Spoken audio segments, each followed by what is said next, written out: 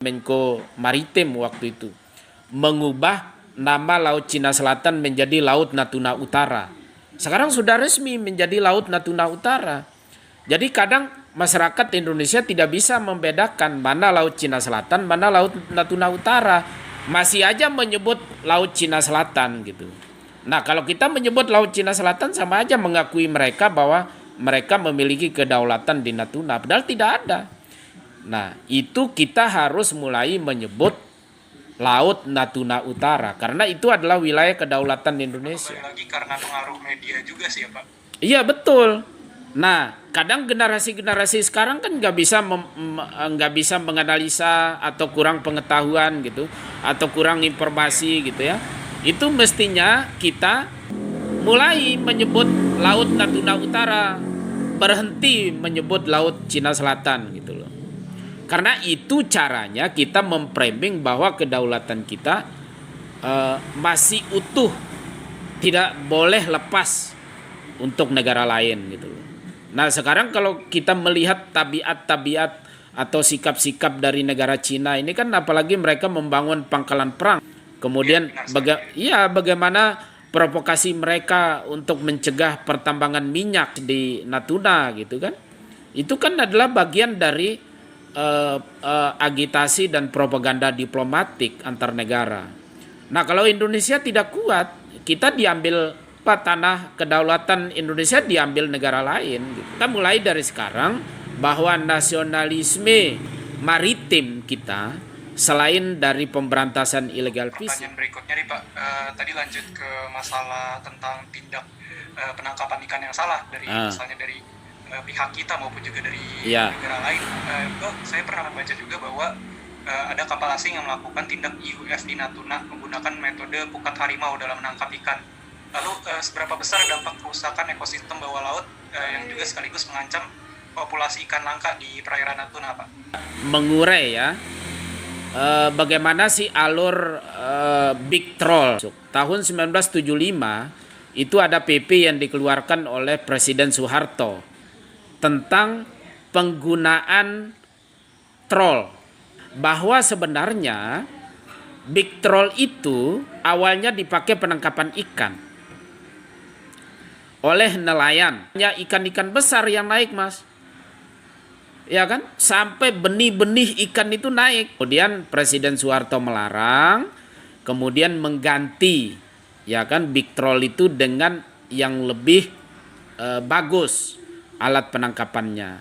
Nah, maka Big Troll itu atau pukat harimau ini dikembangkan dalam skala kecil, mendinamisasikan atau meningkatkan mutu penangkapan ikan di Indonesia oleh nelayan-nelayan kecil. Jadi troll itu dikombinasi atau bahasa kerennya itu adalah modernisasi alat tangkap. Jadi big trollnya ini hanya diperuntukkan untuk menangkap udang. Kan ada jenis udang yang paling kecil itu tidak bisa besar kayak ikan teri lah gitu. Nah itu kan butuh alat tangkap yang matanya kecil, beberapa senti gitu, untuk menangkap udang sebesar itu. Ya maka big troll ini dipakai untuk menangkap udang. Itu dibolehkan dulu oleh Presiden Soeharto itu hanya di wilayah Papua. Kan di wilayah lain tidak dibolehkan.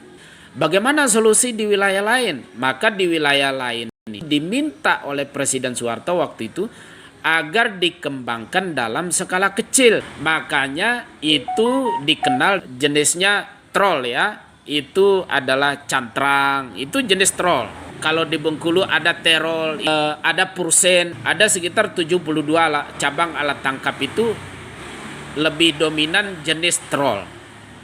Tapi bukan dalam arti bahwa itu adalah pukat harimau, bukan.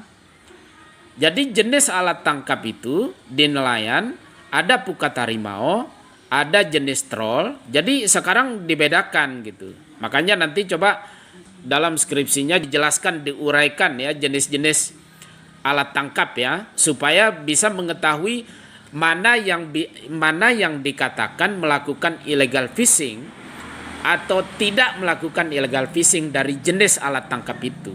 Alat tangkap apapun ketika tidak dikendalikan, maka dia merusak. Alat apapun ketika dia kendalikan, maka dia tidak akan merusak. Nah, orang sering mengatakan bahwa pancing tidak merusak. Siapa bilang pancing tidak merusak? Pancing itu merusak kalau tidak dikendalikan, walaupun dalam ukuran kecil. Nah, pukat harimau itu merusak kalau tidak dikendalikan. Pukat harimau tidak akan merusak kalau dikendalikan. Nah, bagaimana cara dikendalikan? Contoh, di Meksiko, di Amerika, ya kan, di Eropa, dalam nelayan-nelayan berskala besar atau berskala kecil, mereka ditemani polisi, ikan waktu oleh negara untuk melakukan penangkapan ikan dengan batas maksimal misalnya 7 jam 10 ton.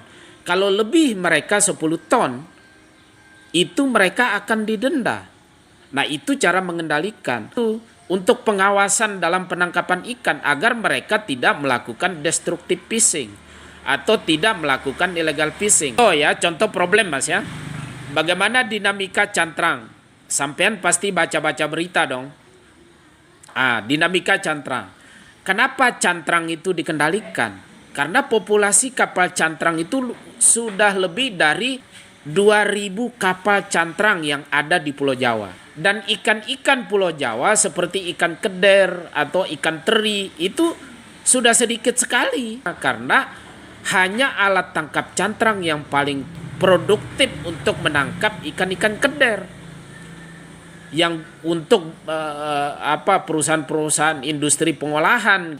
Makanya pemerintah cantrang itu tetap dilarang. Nah, dilarang itu bukan dalam arti tidak boleh beroperasi. Nah, dalam arti tidak boleh menambah kapal. Karena itu cara mengendalikan. Bagaimana upaya pemerintah daerah untuk mengembangkan ekonomi biru di Natuna dengan banyaknya kasus IUF yang terjadi, Pak? Ini sebenarnya kelemahan dari pemerintah daerah kita. Struktur negara ini kan sudah jelas sebenarnya.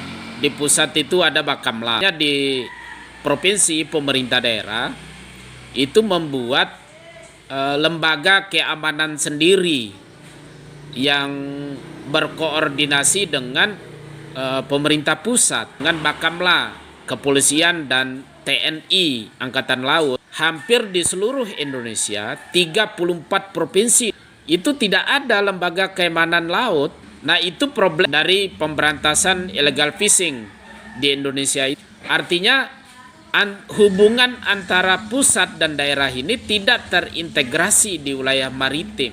Pemerintah provinsi mengembangkan atau mendirikan atau membuat lembaga keamanan laut yang disertai dengan infrastruktur keamanan seperti kapal-kapal pengawas, berintegrasi dengan lembaga-lembaga lainnya seperti Kapolda, Kapolres, tokoh-tokoh agama, tokoh-tokoh pemuda maritim, mahasiswa, resimen mahasiswa.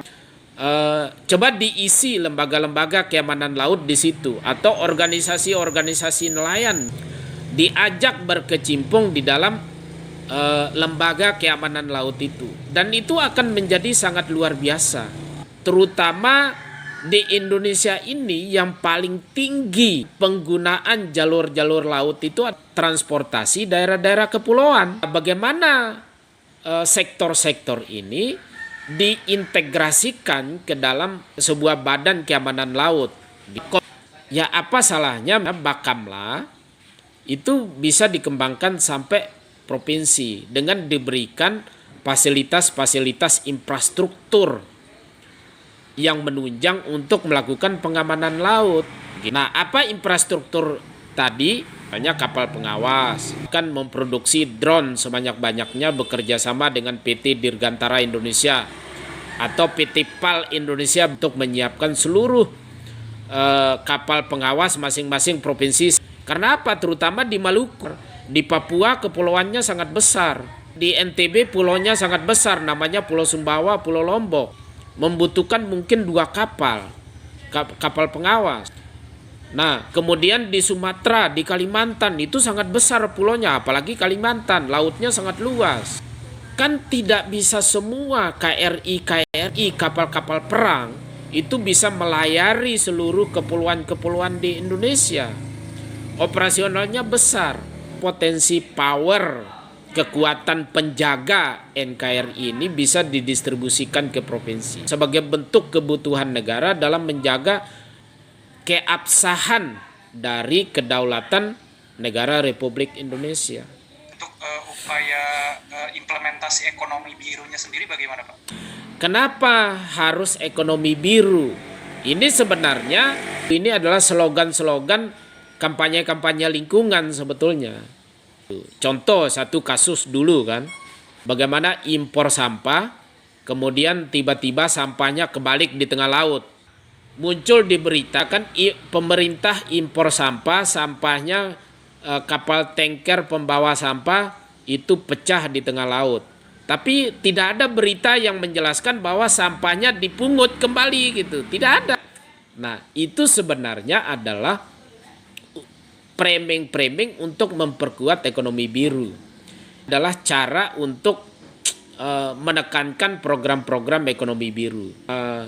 Slogan-slogan ekonomi biru itu selalu diaplikasikan di dalam pemerintahan. Kebijakan Kementerian Kelautan dan Perikanan saat ini tentang penangkapan ikan terukur. Itu adalah ekonomi biru kampanyenya. Kalau secara ekonomi politik global, ekonomi biru ini mewakili Amerika.